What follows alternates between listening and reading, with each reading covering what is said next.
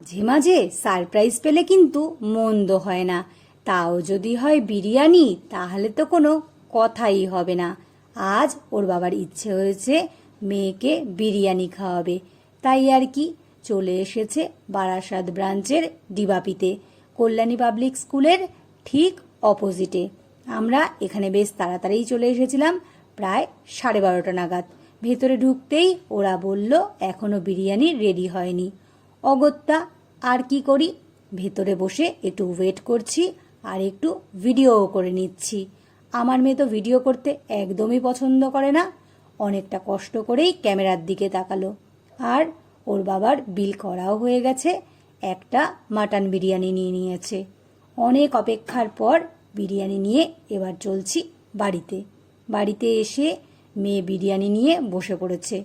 ওর জন্যই আনা হয়েছে বলে ও যে একা খাবে এমন কোনো ব্যাপার নেই। ও একটু বেশি, আমরা একটু কম খাবো।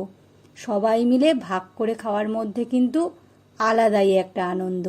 বিরিয়ানিটা কিন্তু বেশ ভালো ছিল, জুসি জুসি।